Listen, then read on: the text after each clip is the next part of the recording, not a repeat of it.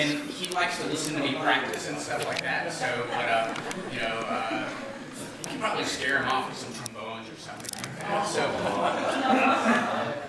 it's true though, right? Okay. So the first piece is the Valflickens Dance by Hugo. Alfven. It's from one of his orchestral suites. It's an Urbane's dance. This is an orchestral piece, and the cellos are supposed to play all these 16 notes that I'm about to play. It takes about 70 seconds to play, maybe like 67 if I'm feeling frisky or had too much caffeine and stuff like that. So, but it's a lot of fun and a great opener.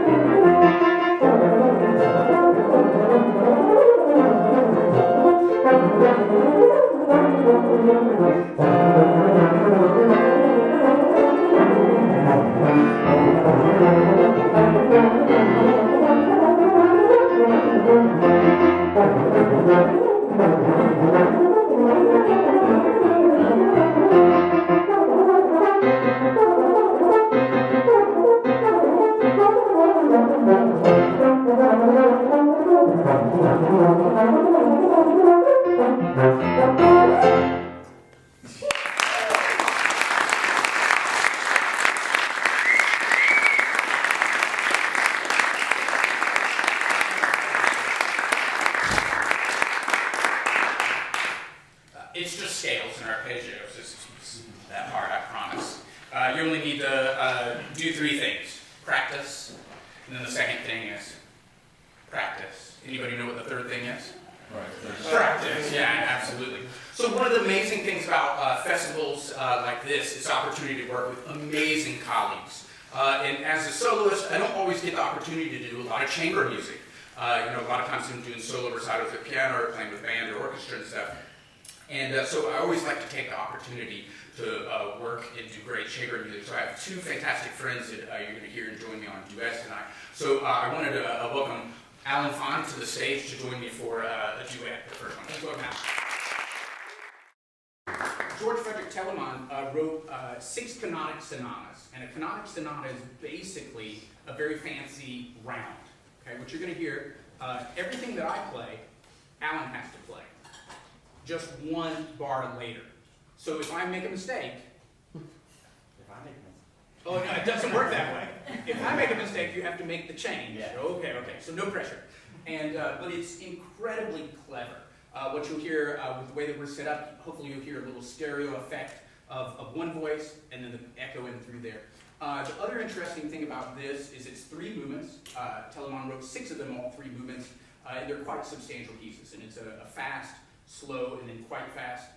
If you like this music, number one, I brought books that have the 6 different canonic sonatas in there. They're in very friendly keys because original keys are not friendly. They're great for recorders like in A and E and D, but all of these are in like B flat, E flat, and F and stuff like that because I'm a nice arranger and I think about these things. And then the other really, I think, interesting thing about this is just how clever it must be for a composer to be able to think in 3 dimensions of both a melodic line, a harmony 1 bar behind it, and then a harmony 1 bar in front of it. So we hope you enjoyed these 3 movements from Telemann Canonic Sonata number 1.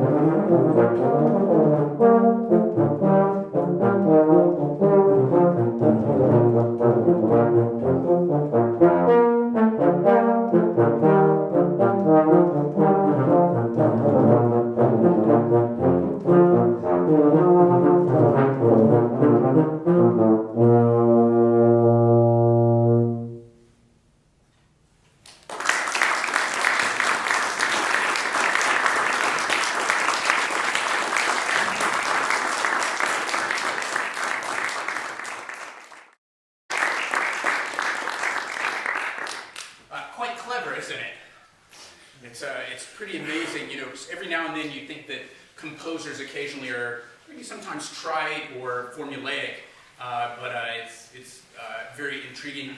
In some of the later ones, they even have modulations that work through. And that particular movement actually can work as a trio. You can do it as a 3-part canon, which is a lot of fun. We tried it with 4. It was a disaster, so the harmonies didn't line up. But the 3, occasionally they line up with the major triads all the way through. Maybe I'll have you sight read it with us for the finale. Yeah, you're pointing at her, right? Mm-hmm. Absolutely. So one of the other things that I feel very fortunate to do as a musician is work with a variety of different composers and arrangers. Doing the New Zealand project many years ago, we commissioned a lot of pieces and arrangements for that, and another composer that I work with, a Scottish person named Fraser, and he wrote Euphonium Fantasy. I asked him for sort of like a 6 to 7 minute piece that would be great both as a performing artist, but something that was quite listenable for the audience, something that was quite showy as well, and if you take the tempos up a little faster than what they're marked, it becomes a very impressive a virtuoso piece through a lot of it. But it's very, very approachable, and that's one of the things in good style of being a supporter of music, which is something that this festival is about.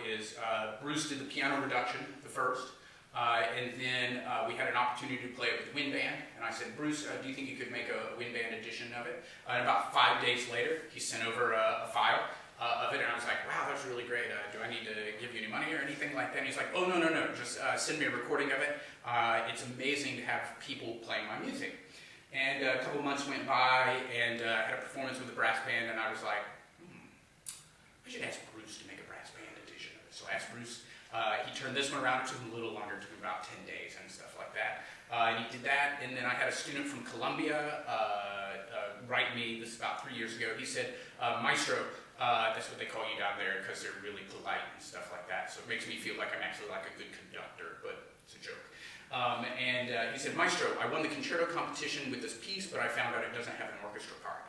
So I asked Bruce, hey, would you like to make an orchestral edition of it? And he said, oh my gosh, where is it going to be played? I said, it's actually going to be played by a student in Colombia, down in South America and stuff like that. And he turned it around really fast. And so this piece is one of those very usable pieces for Euphonium with all different types of ensembles available to it.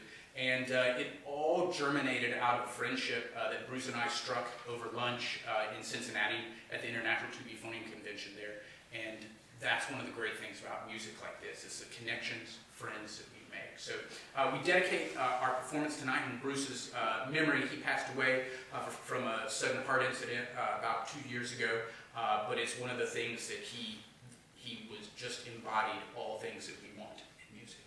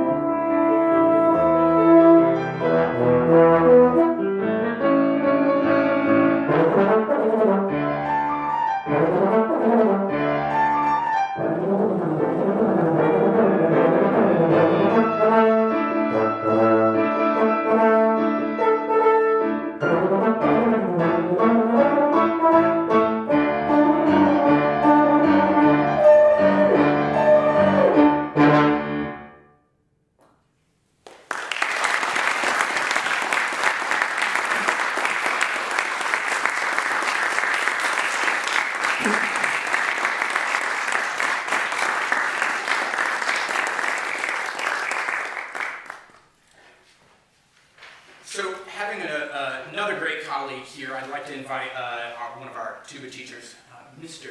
Tim Buzbee, to the stage. Come on up, Tim. Please welcome him.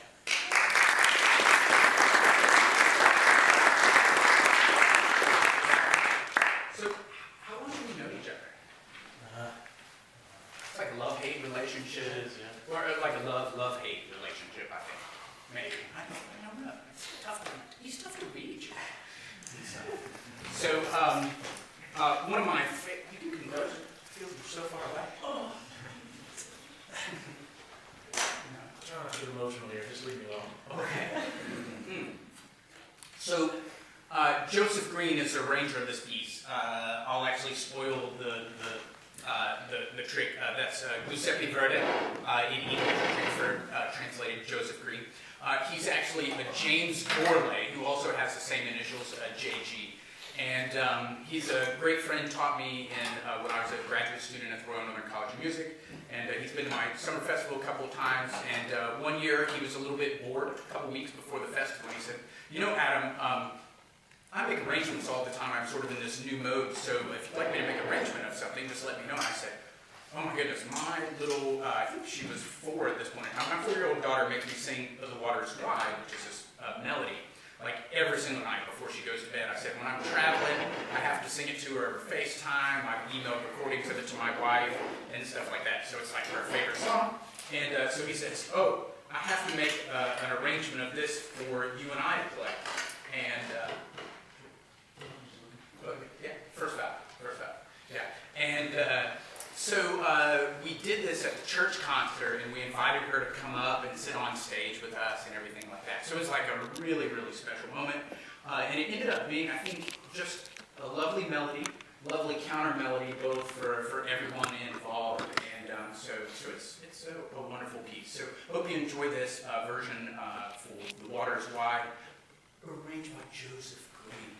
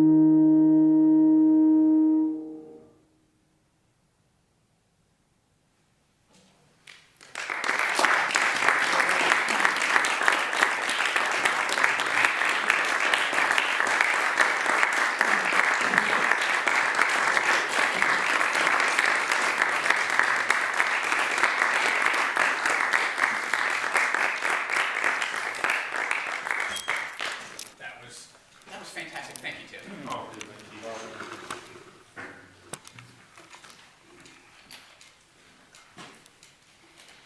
It's been an exciting day. Lots of teaching, lots of playing, orchestral excerpts. I think one of the greatest things for the students is just the opportunity to hear so much different music performed by so many different performers. And I just want to say a huge thank you for our pianists that are helping with the recitals tonight. And Sarah, thank you for a wonderful job on that.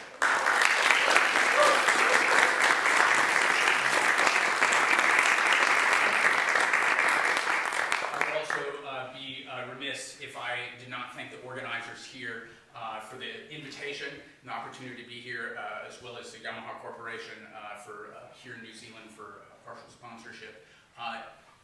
These corporate sponsors, as well as these supporters and organizers, are what makes these things happen. So if you haven't, please take the time to individually thank all the team that's helping make sure that we have coffee, especially, water, making sure classes are running and stuff like that, and that we know what we're supposed to be doing. Music is prepared. I've run a festival for 17 years over in the States. There are like 125 students, 18 teachers. And this is a lot of work all the way around. So thank you very, very much to all the team here that's making this happen. So thank you guys very much.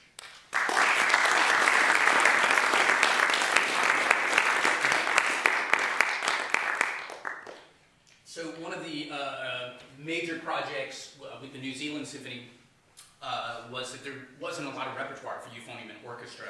I remember when the CEO, when I first proposed it to him, Peter Walsh, he was very confused. He was like, "You want to record what?" And I said, "CD for euphonium and full symphony orchestra." He said, "Is there music for that?" And I said, "There will be."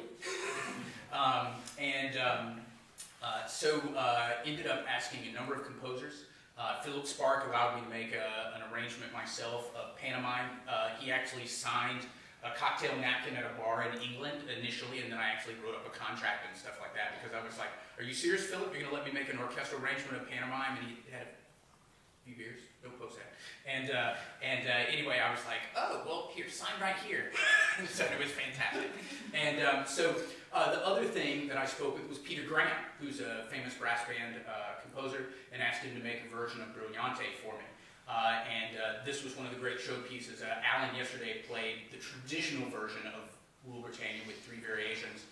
Peter Grahm made a modern version of this in the 1980s for the Childs Brothers, originally written for 2 euphoniums, and then I believe that they decided that they wanted to be able to play it as a solo. So they basically took all the notes of 2 of the parts and jammed it together into one really hard part, which makes my job more difficult, but also very enjoyable, and created this. There's Opening Cadenza, our main theme. The Queen is not going to be here today, just so you know. Triple-tonguing variation. There's a very nice melodic section based on a Welsh tune, Men of Harlech, and the Childs Brothers are Welsh, so that's why there's a Welsh melody in there. And then basically about as many different ways as you can play the E-flat major scale on the last page and stuff like that. I don't think there's any other ones, and I practiced a lot of them and stuff like that, but it's a lot of fun. So I thank you for being here tonight. It's been a great pleasure to treat you to a variety of different music. I hope you've enjoyed it. Look forward to seeing the students early tomorrow at 8 a.m. warm up. Okay, we will start at 8 probably. And then our concert tomorrow, final concert is at 6:30 again, so that we make sure everybody's there. So thank you again very much. And this is Brillante by Peter Grahm.